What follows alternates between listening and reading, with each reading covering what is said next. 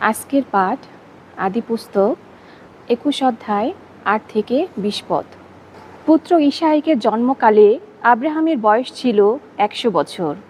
শিশুটি ক্রমে বড় হতে লাগলো, তাকে বকের দুধ খাওয়ানো বন্ধ করা হলো। যেদিন তাকে বকের দুধ খাওয়ানো বন্ধ করা হলো, সেদিন আব্রাহাম একটি মহাভোজের আয়োজন করলেন।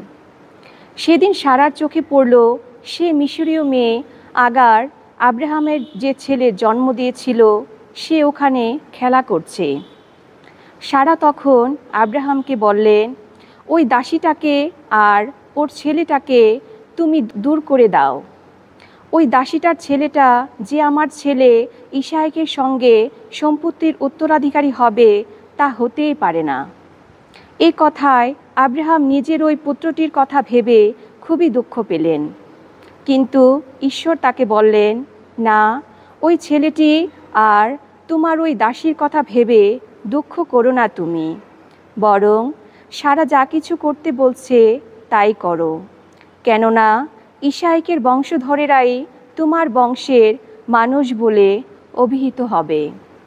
তবে দাসীর ওই যে ছেলেটি, তার থেকেও আমি একটি জাতির উদ্ভব ঘটাবো, কেননা সেও তো তোমার আপন সন্তান।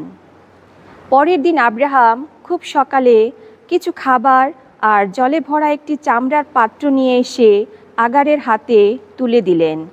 তারপর ছেলেটিকে তার কাঁধে চাপিয়ে দিয়ে তিনি তাকে রওনা করিয়ে দিলেন। আগার সেখান থেকে চলে এসে বেরশেবা মরু প্রান্তরে এখানে ওখানে ঘুরতে লাগলো।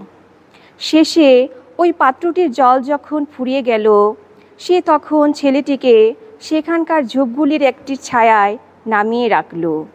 তারপর সেই জায়গার সামনে কিছু দূরে একটা ধনুকের তীর যত দূর যায় তত দূরে এগিয়ে গিয়ে সে বসে পড়ল। সে ভাবল, না, নিজের চোখে ওই ছেলেটির মৃত্যু আমায় যেন দেখতে না হয়। তাই সেই জায়গার সামনে কিছু দূরে বসে বসে সে তখন ফুপিয়ে ফুপিয়ে কাঁদতে লাগল।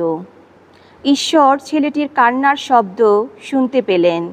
তাই তার দূত স্বর্গ থেকে আগারকে ডেকে বললেন, তোমার কি হয়েছে আগার? ভয় করো না।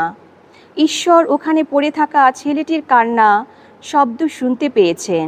ওঠো, ছেলেটিকে আবার মাটি থেকে তুলে নাও, শক্ত হাতে ধরো তাকে, কেননা তার থেকে আমি একটি বিরাট জাতির উদ্ভব ঘটাবো। তখন ঈশ্বর যেন আগারের চোখ খুলে দিলেন। সে দেখতে পেল সামনে একটি কুয়ো রয়েছে। সে এগিয়ে গিয়ে তার চামড়ার পাত্রে জল ভরে নিল, ছেলেটিকে জল খাওয়ালো। তখন থেকে ঈশ্বর সর্বদাই ছেলেটির সঙ্গে সঙ্গে থাকতে লাগলেন। সে ক্রমে বড় হয়ে উঠল। সে মরুপ্রান্তরে বসবাস করতে লাগল, হয়ে উঠল একজন তীরন্দাজ। সে পারান মরুপ্রান্তরে বসবাস করতে লাগল। তার মা মিশর দেশের একটি মেয়েকেই তার বউ করে আনলেন। প্রভুর বাণী।